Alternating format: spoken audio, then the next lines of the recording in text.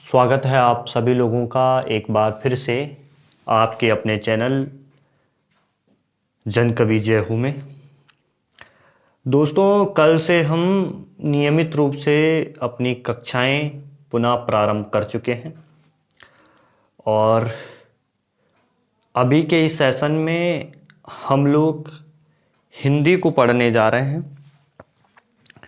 और हिंदी में जो कल हमने पढ़ा था वो क्या क्या पढ़ा था थोड़ा बता देता हूँ। भाषा हम पढ़ चुके हैं, भाषा परिवार के बारे में हमने जाना। तीसरी जो चीज़ हमने पढ़ी, विश्व में बोले जाने वाली सर्वाधिक 5 भाषाएं। और अंतिम और जो चौथा टॉपिक हमने कल पढ़ा, भारत में बोली जाने वाली 5 सर्वाधिक भाषाएं। ये चीज़ें हम कल की क्लास में डिस्कस कर चुके हैं और उसी क्रम को जारी रखते हुए हम लोग आज जो हिंदी का विकास क्रम रहा है पूरे 3500 सालों का, उसको आज हम यहाँ पर समझने की कोशिश करेंगे। देखिए दोस्तों, मैं ये नहीं बोलता हूँ कि आपके सिलेक्शन के लिए, आपकी सक्सेस के लिए मेरे जो ये YouTube वीडियो है ये पर्याप्त है, ऐसा मैं बिल्कुल नहीं बोलूँगा। ये वीडियोस एक टूल्स का काम करेंगे, एक सहायता प्रदान करेंगे आप लोगों को आपकी मंजिल तक पहुंचने के लिए। इसके साथ साथ आप लोग जो भी स्टैंडर्ड बुक हैं, जो भी आप बुक फॉलो करते आ रहे हैं, उन बुक को नियमित रूप से उनका दोहराव करते रहिए। ये वीडियोस आप लोगों को तभी हेल्प करेंगे जब आप लोग इन वीडियोस को देखने के साथ साथ जो टॉपिक यहाँ पर करवाए जा रहे हैं उनको अपनी जो आपकी पुस्तिका है, जो आपकी पुस्तक है और जो भी बुक आप फॉलो कर रहे हैं उनसे प्रैक्टिस भी करते रहिए। पुराने जो समय पे जो एग्ज़ाम हुए हैं, चाहे यूके पीएससी ने करवाए हैं, चाहे यूके ट्रिपल एससी ने करवाए हैं, आप लोग उन पेपर को ज़रूर देखिए।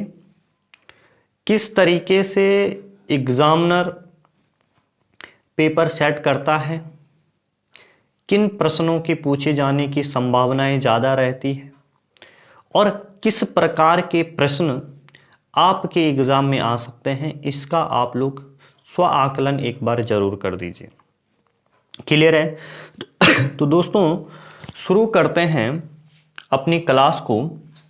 और आज जो हम टॉपिक पढ़ने वाले हैं वो है हिंदी का विकास क्रम। टॉपिक का नाम लिख लीजिएगा आप लोग, हिंदी का विकास क्रम।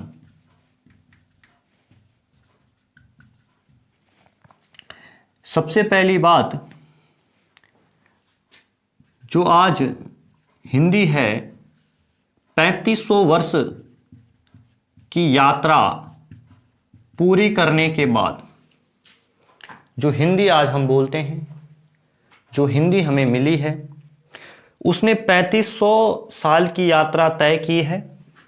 सबसे पहले अगर एक प्रश्न पूछा जाता है कि जो हिंदी है उसकी आदि जननी कौन सी है, तो आपको सभी भाषाओं की जो आदि जननी है वो क्या है? संस्कृत है। क्लियर है? संस्कृत के बाद पाली भाषा आती है, जिसको प्रथम देश भाषा बोला जाता है। क्लियर है? पाली के बाद आपको प्राकृत भाषा का ध्यान रखना है। प्राकृत भाषा के बाद अपभ्रंश भाषा आती है। अपभ्रंश के बाद अवहट, और अवहट के बाद हमको हमारी हिंदी देखने को मिलती है। अब प्रश्न किस तरीके से पूछा जाता है हमारे एग्जाम में? देखो दोस्तों, प्रश्न इसी चार्ट में से पूछा जा सकता है अगर एग्जामिनर को इस टॉपिक में से प्रश्न पूछना होगा। वो कैसे पूछेगा कि एक प्रश्न तो हमारा यही बनता है कि एग्जामिनर आपसे पूछेगा कि हिंदी की आदि जननी कौन सी भाषा है। ऑप्शन में आपको पाली देगा, प्राकृत भाषा देगा, अपभ्रंश देगा और संस्कृत भी देगा। क्लियर है? अगर आपको पता है कि संस्कृत भाषा को हिंदी भाषा की आदि जननी बोला जाता है तो आप लोग बिना किसी संदेह के अपना आंसर करके आगे बढ़ जाओगे, अगले क्वेश्चन पे बढ़ जाओगे। और अगर आपको नहीं पता है तो आप वहीं पर उसी जाल में फंस कर रह जाओगे। एक प्रश्न ये पूछा जा सकता है। दूसरा प्रश्न किस तरीके से पूछा जा सकता है कि आपके पास 4 ऑप्शन, 4 क्रम दे देगा और आपको पूछेगा कि जो हिंदी का सही विकास क्रम है उसको आप लोग बताइए। तो आपको संस्कृत देगा, पाली भाषा देगा, प्राकृत देगा, अपभ्रंश देगा, अवहट देगा, हिंदी देगा। एक ये दे देगा, एक जस्ट इसका उल्टा कर देगा, अवहट, अपभ्रंश, प्राकृत, पाली, संस्कृत और लास्ट में हिंदी दे देगा। क्लियर है? लेकिन आपको क्या करना है? आपको पता है, आपने पढ़ा है कि जो हिंदी का सही विकास क्रम है वो क्या है? सबसे पहले संस्कृत है, फिर पाली है, फिर प्राकृत है, फिर अपभ्रंश है, फिर अवहट है और हिंदी है।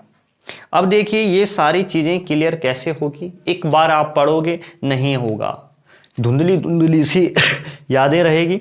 लेकिन जब आप 2-3 बार इस फ्लो चार्ट को देख लोगे कि आपको सबसे पहले रहेगा ध्यान कि पहले संस्कृत है, फिर पाली है जो बुद्ध के टाइम की, महात्मा बुद्ध के टाइम की जो भाषा है, उसके बाद प्राकृत है, बुद्ध के बाद महावीर स्वामी से रिलेटेड करके कर सकते हो आप, फिर अपभ्रंश है, फिर अवहट है और फिर हिंदी है। इस तरीके से आप लोग चीजों को याद रख सकते हैं। क्लियर है? तो अब देखिए, और अगर आप लोगों को फिर भी नहीं ध्यान रहता है तो आप लोग इन 24-26 लेटर का, जो अंग्रेजी के 26 लेटर हैं, 26 जो अक्षर हैं, उनसे आप बहुत कुछ, क्योंकि इनकी संख्या कम है और इनसे आप लोग ध्यान रख सकते हैं। ठीक है? तो क्या कर सकते हैं? SP² A² H, इस तरीके से भी आप लोग एक फॉर्मूला सेट कर सकते हो और बार बार 2-3 बार उस फॉर्मूले को दोहराकर अपने जो आपके सेल्स है उनमें उनको अपने मस्तिष्क में इनको बिठा सकते हो। क्लियर है? SP² A² H, इस तरीके से भी आप लोग इस चीज को ध्यान रख सकते हैं। तो दोस्तों ये था हिंदी का विकास क्रम। अब मैं आप लोगों को इसका एक चार्ट के माध्यम से जो भाषा है, हिंदी भाषा है, इसका एक चार्ट मैं यहां पर बनाने वाला हूं और किस तरीके से हिंदी का विकास हुआ थोड़ा डीप में, उसको मैं यहां पर समझाने वाला हूं। तो सबसे पहले आप लोग देखिएगा, 3 भागों में इसको बांटा गया है।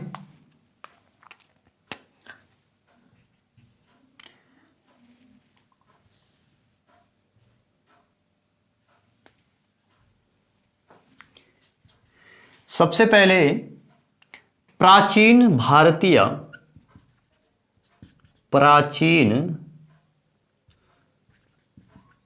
भारतीय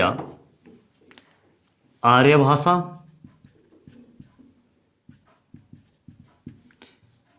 दूसरा मध्यकालीन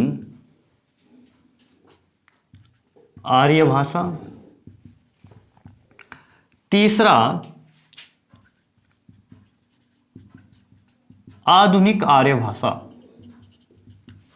अब आप लोगों को इनके साथ साथ इनका टाइम ड्यूरेशन भी आप लोगों को ध्यान रखना है। 1500 BC से लेकर आपका 500 BC तक प्राचीन भारतीय आर्य भाषा का टाइम पीरियड रहता है। 500 BC से लेकर 1000 AD तक मध्यकालीन आर्य भाषा का टाइम पीरियड रहता है, और 1000 AD से अब तक का जो समय है ये आधुनिक आर्य भाषा का टाइम पीरियड है। क्लियर है? फिर जो ये प्राचीन भारतीय आर्य भाषा का समय है इसको भी दो भागों में बांटा गया है। एक है आपका वैदिक संस्कृत और दूसरा है आपका लौकिक संस्कृत। क्लियर है? वैदिक संस्कृत का जो टाइम है वो 1500 BC से लेकर आपका 1000 BC तक है। कितना है? 1000 BC तक है। और जो लौकिक संस्कृत का जो टाइम है वो 1000 BC से लेकर आपका 500 BC तक है। क्लियर है? फिर आप लोग देखिएगा मध्यकालीन भारतीय आर्य भाषा जो है इसका जो टाइम को आप लोग देखेंगे तो इस टाइम को 3 भागों में बांटा गया है।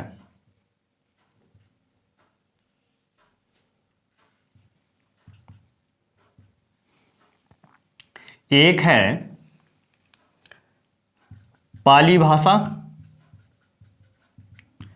दूसरा प्राकृत भाषा, और तीसरा जो टाइम पीरियड है वो है अपभ्रंश का। अपभ्रंश या अवहट भी इसी में आ जाएगा। अपभ्रंश और अवहट का जो टाइम है और इसी के दौरान है पाली भाषा, प्राकृत भाषा और अपभ्रंश। तो जो पाली भाषा का जो टाइम है वो 500 BC से लेकर 1 AD तक का है।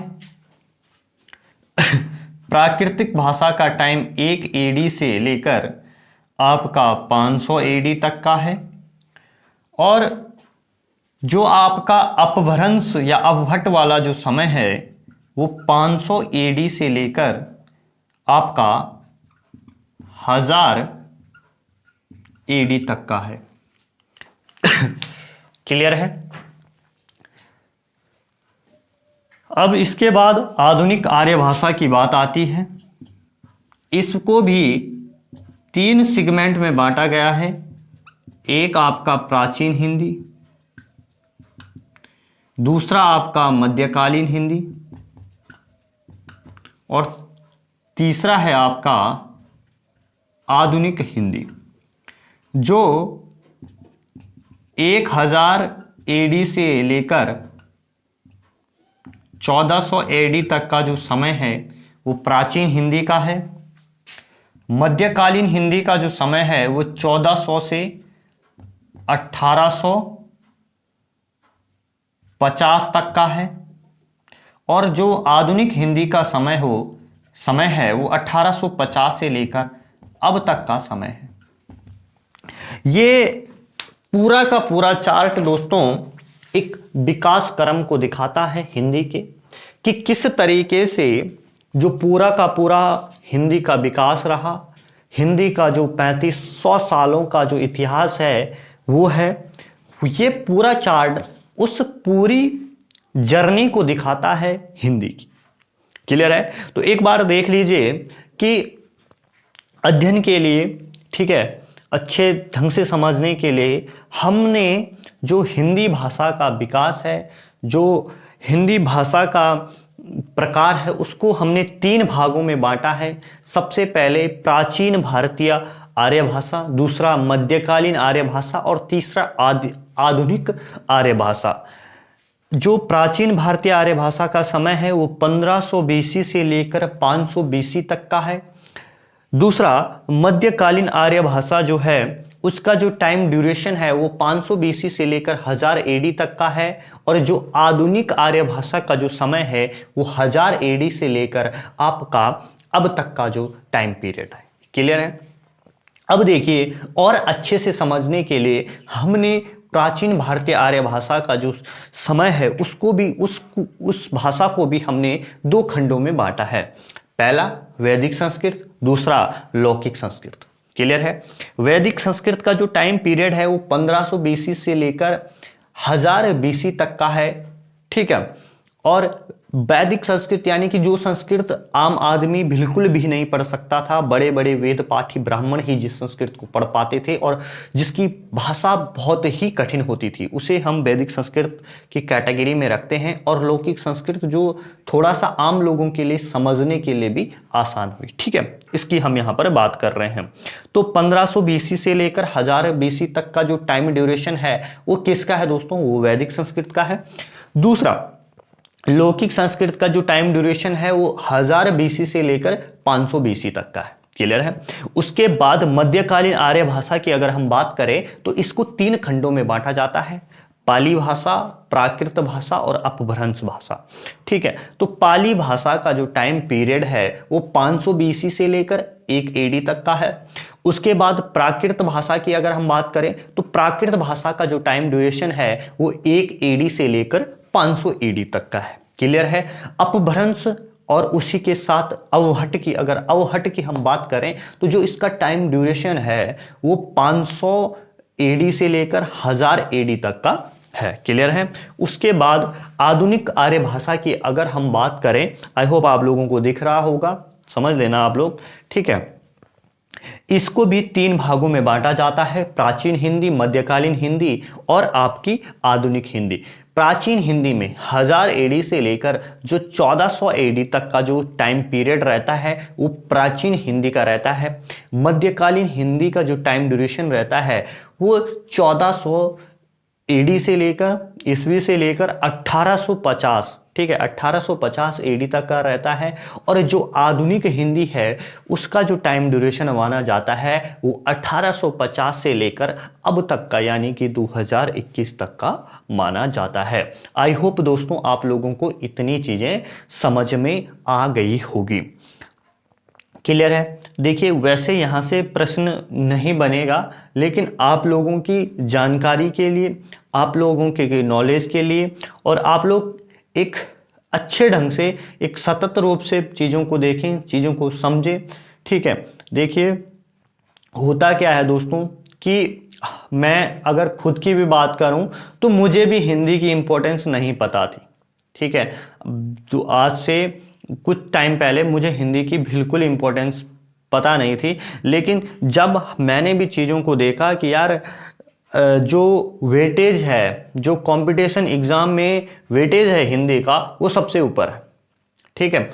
भले हिंदी हमारी राष्ट्रभाषा नहीं है, लेकिन हमारी राजभाषा तो है, हमारी कामकाज की भाषा तो है, तो इसलिए इसका जो वेटेज है वो आपको हर एग्ज़ाम में काफ़ी देखने को मिलता है। ठीक है? तो 20 नंबर की हिंदी आनी है तो आप लोग लगा लीजिए कि 20% भाग किसका है? हिंदी का है। और हिंदी को अगर हमने अच्छे से पढ़ लिया और अगर हमने अपने एग्ज़ाम के अंदर हिंदी में 20 में से 18, 19, 20 तक का स्कोर कर लिया तो देखिए कि हिंदी हमारे लिए कितनी लाभकारी सिद्ध हुई।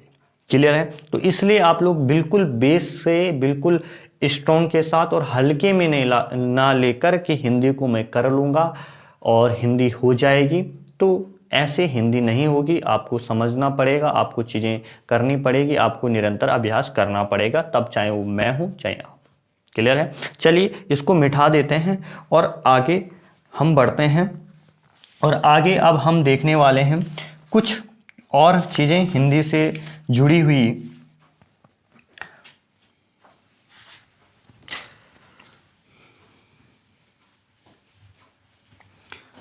इसके जस्ट बाद वाला जो टॉपिक होगा दोस्तों, इस भाषा को जब हम कंप्लीट कर लेंगे, जब हम इसके अंदर कुमाऊनी उत्तराखंड की जो बोलियां हैं उनको भी देख लेंगे, भारत देश की जो बोलियां हैं उनको भी देख लेंगे, तो हमारा लिपि वाला पार्ट स्टार्ट हो जाएगा। उसको भी हम अच्छे से यहाँ पर करने वाले हैं। तो अगर आपसे पूछा जाता है कि हमारी राष्ट्रभाषा कौन सी है, तो हमारी राष्ट्रभाषा कोई नहीं है अभी, और हमारी राजभाषा है हिंदी। ठीक है, तो आप लोगों को क्या ध्यान रखना है,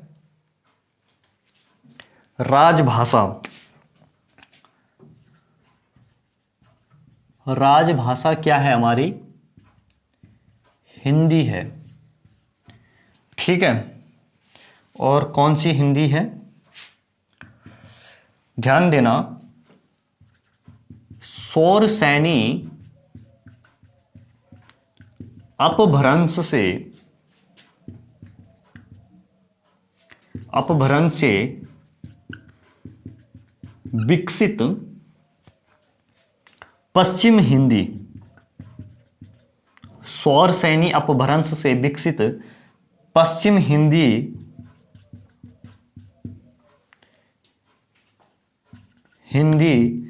की संस्कृतनिष्ठ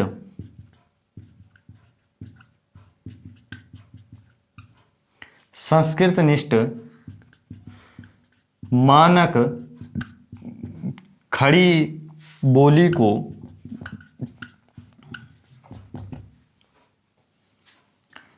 को राजभाषा हिंदी के रूप में मान्यता दी गई है। देख लेना दोस्तों थोड़ा सा, अगर आपसे पूछा जाता है कि हमारी राष्ट्रभाषा कौन सी है, तो हमारी राष्ट्रभाषा कोई नहीं है। ठीक है, हमारी जो राजभाषा है हिंदी, हमारी क्या है, राजभाषा है, जो शौरसैनी अपभ्रंश से विकसित हुई है। और पश्चिम हिंदी जो है संस्कृतनिष्ठ मानक खड़ी बोली जो है उसको राजभाषा हिंदी के रूप में मान्यता दी गई है। इतनी सी बात आप लोगों को ध्यान रखनी है। और जो हिंदी है इसकी जो लिपि है दोस्तों, लिपि यानी कि लिखने की जो शैली है इसकी, वो किस प्रकार की है, वो देवनागरी लिपि है। कौन सी लिपि है, देवनागरी लिपि है। और ये देवनागरी लिपि जो है जब 2-3 क्लास और हो जाएगी दोस्तों, उसके बाद आपका देवनागरी लिपि का पूरा एक चैप्टर आने वाला है। वहां हम पूरी की पूरी देवनागरी लिपि को समझने वाले हैं कि देवनागरी लिपि है क्या, किस तरीके से इसका विकास हुआ, क्या क्या चीजें इसके अंतर्गत है। क्लियर है? तो चलिए आगे बढ़ते हैं। अब हम बात करते हैं दोस्तों कि बोली उपभाषा, भाषा, तो ये चीजें तो वैसे बताने की ज़्यादा ज़रूरत नहीं है। ठीक है, और ना ही ये आप लोगों के एग्ज़ाम के लिए उतना महत्वपूर्ण है। ठीक है, अब हम सीधे बात करने वाले हैं दोस्तों, जो संविधान में जो जिक्र है, ठीक है, संविधान में जो चीज़ें हैं हिंदी से रिलेटेड, उनके ऊपर हम बात करने वाले हैं। किस अनुसूची में हिंदी भाषा का जिक्र है, और अनुसूची 8 जो है उसमें कितनी भाषाओं को राजभाषा का दर्जा दिया गया है, उन सब की हम यहाँ पर क्या करने वाले हैं, बात करने वाले हैं।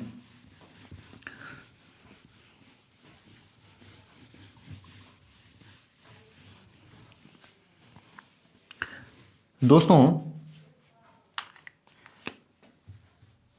आपको ये डेट जो आपको मैं यहाँ पर लिखवाने वाला हूँ ये आप लोगों को ध्यान रखनी है। 14 सितंबर 1949 की जो ये डेट है ये आप लोगों को ध्यान रखनी है। इसी दिन संविधान सभा के द्वारा हिंदी जिसकी लिपि क्या है, देवनागरी है, को राजभाषा का दर्जा दिया गया। ठीक है, अगर आपसे कोई पूछता है कि हिंदी को राजभाषा का दर्जा कब दिया गया संविधान सभा के द्वारा, तो 14 सितंबर 1949 को आप लोगों को ध्यान रखना है। ठीक है, और 14 सितंबर को ही कौन सा दिवस मनाया जाता है, हिंदी दिवस मनाया जाता है। क्लियर है, ये चीजें आप लोगों को ध्यान रखनी है। उसके अलावा हमारी कार्यालय भाषा क्या है, इस चीज का भी आप लोगों को पता होना चाहिए। तो दो हमारी कार्यालयीय भाषा है, एक तो इंग्लिश है और दूसरा हिंदी है।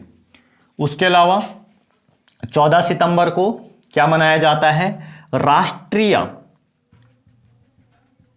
राष्ट्रीय हिंदी दिवस मनाया जाता है।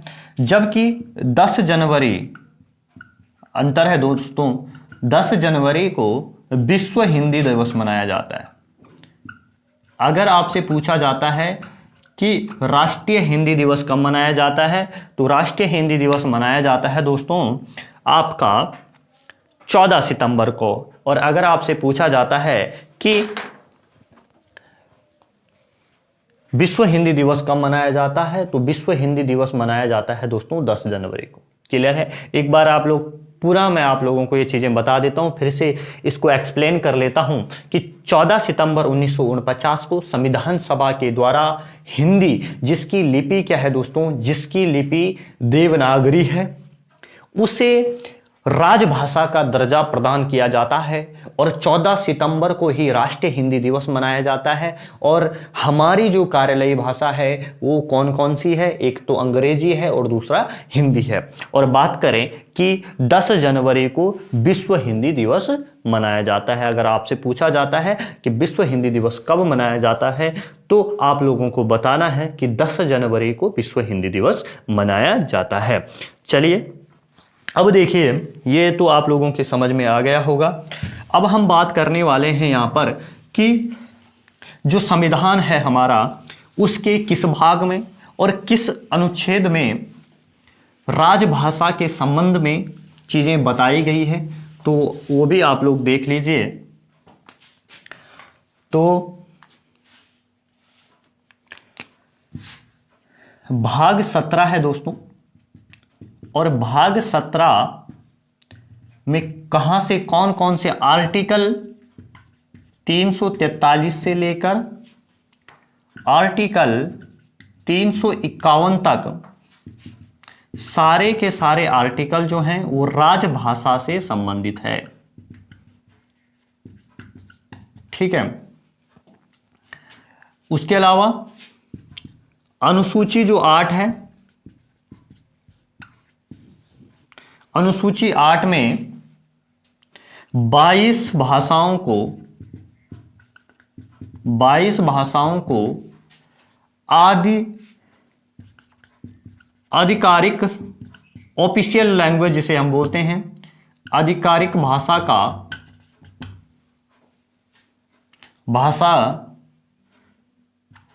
के रूप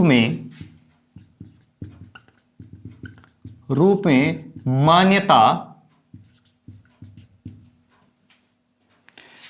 प्रदान की गई है। अगर हम बात करें 26 जनवरी 1950 को केवल 14 भाषाओं को ही, यानी कि मूल संविधान में जो ऑफिशियल लैंग्वेज थी वो कितनी थी, 14 थी। 14 भाषाओं को मान्यता दी गई है। देख लीजिए एक बार फिर से। अगर आपसे पूछे कि राजभाषा का जो जिक्र है वो कौन से भाग में है, कौन कौन से आर्टिकल में है, तो भाग 17 में राजभाषा के बारे में बताया गया है और आर्टिकल 343 से लेकर आर्टिकल 351 तक इसका जिक्र है। उसके अलावा अनुसूची 8 में 22 भाषाओं को आधिकारिक भाषा का रूप में क्या मिली है, मान्यता दी गई है। और 26 जनवरी, जब अभी आज कितने हो गई, टोटल 22 भाषाएं हो गई, लेकिन जो मूल संविधान था, जब 26 जनवरी 1950 को संविधान लागू होता है तो उस टाइम पे 14 भाषाओं को मान्यता दी गई थी। ठीक है, वो 14 भाषाएं कौन कौन सी थी और वो 22 भाषाएं कौन कौन सी हो जाती है, टाइम ड्यूरेशन आगे बढ़ते बढ़ते वो मैं आप लोगों को इसके एंड में बता दूंगा। क्लियर है? अभी लगभग हमारी एक क्लास ये हो गई, 1-2 क्लास और इन टॉपिकों से रिलेटेड होगी। क्लियर है? चलिए अब देखिए 26 जनवरी 1900, तो सबसे पहले जो भाषा जोड़ी जाती है, ठीक है, वो कौन सी जोड़ी जाती है, वो जोड़ी जाती है सिंधी। और किस संविधान संशोधन के द्वारा जोड़ी जाती है? 21वें संविधान संशोधन 1967। ठीक है, तो ध्यान देना है आप लोगों ने कि सबसे पहले मूल संविधान में कितनी भाषाएं थी? 14 भाषाएं थी। ठीक है, 14 भाषाएं थी और 21वें संविधान संशोधन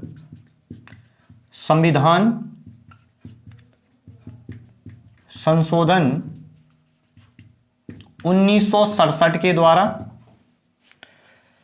किस भाषा को जोड़ा जाता है? सिंधी भाषा को जोड़ा जाता है। क्लियर है? अब जब सिंधी भाषा को जोड़ा जाता है तो टोटल कितनी भाषा हो गई? 15। ठीक है, इसके ठीक 50 साल बाद, यानी कि इसके ठीक 50वें संविधान संशोधन के बाद, यानी कि 71वें संविधान संशोधन 1992 के द्वारा जोड़ी जाती है 3 भाषाओं को। वो 3 भाषाएं कौन कौन सी है? एक है नेपाली, दूसरा है कोंकणी और तीसरा है मणिपुरी। इन 3 भाषाओं को जोड़ा जाता है। तो 15 पहले से थी, 3 हो जाती है, तो अब कितनी हो गई? 18। और इन भाषाओं को याद रखने के लिए आप लोगों को मैं एक ट्रिक बता देता हूं, NK मणि।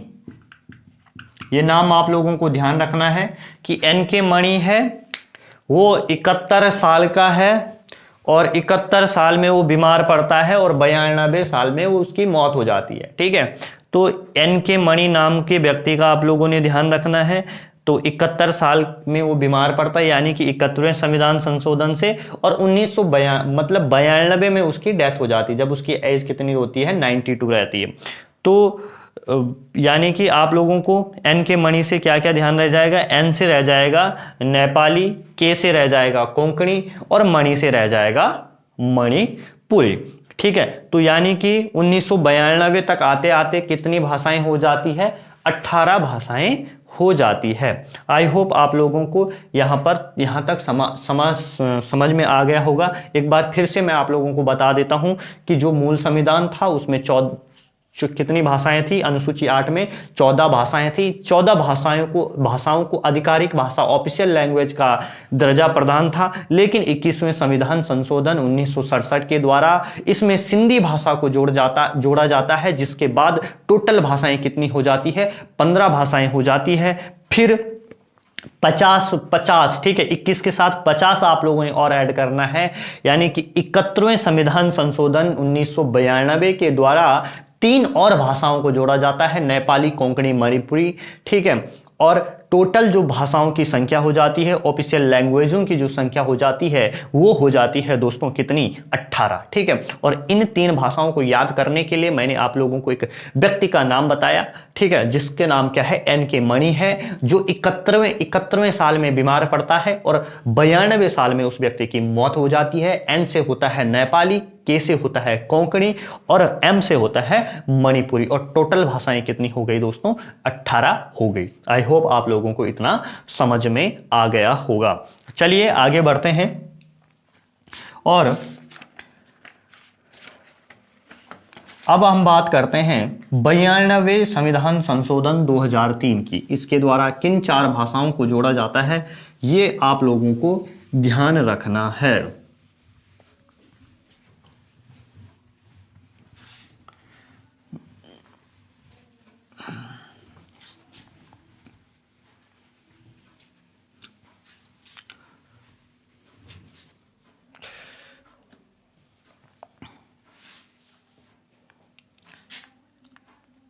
अब बात कर रहे हैं दोस्तों हम 92वां संविधान संशोधन 2003 की। इसके द्वारा कितनी भाषाओं को जोड़ा जाता है, 4 नई भाषाओं को जोड़ा जाता है, जो है मैथिली, संथाली, डोगरी और बोडो। क्लियर है। अब टोटल कितनी हो जाती है भाषाएं, 18 पहले थी, 4 और हो जाती है तो टोटल हो जाती है 22।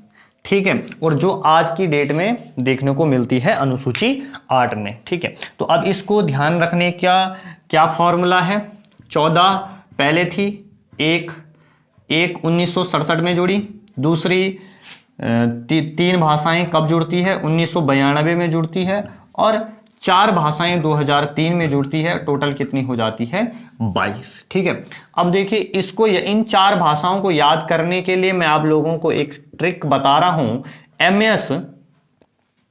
एमएस धोनी बड़ा। अब जो ये बड़ा शब्द होता है ये गढ़वाली में ताऊ के लिए प्रयुक्त होता है। ठीक है, तो आप लोग ध्यान देना किस तरीके से हम ध्यान रखेंगे। एमएस धोनी बड़ा के, देखो एमएस धोनी का नाम तो सबको पता है और एमएस धोनी को अपना ताऊ मान लो। ठीक है, तो एमएस धोनी बड़ा, तो एम से हो गया मैथिली, एस से हो गया संथाली, धोनी को आप सिर्फ डी लोगे तो ये हो जाएगा डोगरी और बड़ा या बोडो। ठीक है, तो इस तरीके से आप लोग इन 4 भाषाओं को ध्यान रख सकते हो और आपको पता चल जाएगा। अगर आपसे पूछा जाता है प्रश्न इस प्रकार से कि 92वें संविधान संशोधन के 2003 के द्वारा किन भाषाओं को जोड़ा गया है, तो आप लोग बता सकते हो मैथिली, संथाली, डोगरी, बोडो। ठीक है, तो इतनी सी चीजें आप लोगों को क्या करनी है, ध्यान रखनी है। तो अब मैं आप लोगों को यहाँ पर जो 22 भाषाएं हैं उनको पूरा का पूरा उनके नाम मैं यहाँ पर लिखा रहा हूँ, और यहाँ से प्रश्न बनने की दोस्तों बहुत सी संभावनाएं रहती है। ठीक है, तो पूछा जाता है कि कौन सी भाषा अनुसूची 8 में नहीं है, किस भाषा का उल्लेख संविधान में नहीं है। तो आप लोग अच्छे से, अगर आपको उन 22 भाषाओं का पता रहेगा तो आप लोग बता सकते हो। ठीक है, सबसे पहले आप लोग लिखिए सिंधी। ठीक है, सिंधी। दूसरा आप लिखिए नेपाली। तीसरा आप लोग लिखिए मणिपुरी। चौथा आप लोग लिखिए कोंकणी। पांचवा आप लोग लिखिए बोडो। छठा आप लोग लिखिए डोगरी। सातवां आप लोग लिखिए मैथिली। आठवां आप लोग लिखिए संथाली। नौवां आप लोग लिखिए असमिया। 10वां आप लोग लिखिए बंगाली। फिर आप लोग 11वें नंबर पे लिखिए गुजराती। फिर आप लोग लिखिए मलयालम, फिर आप 13वें नंबर पर लिखिए तेलुगु, 14वें पर लिखिए कन्नड़, 15वें पर लिखिए हिंदी, फिर लिखिए आप लोग कश्मीरी। उसके बाद 17वें नंबर पर आप लिखिए मराठी, 18वें पे लिखिए आप उड़िया, 19वें पर लिखिए आप पंजाबी, फिर आप लिखिए 20वें पर संस्कृत, और फिर आप लिखिए कौन सी, उर्दू। ठीक है, तो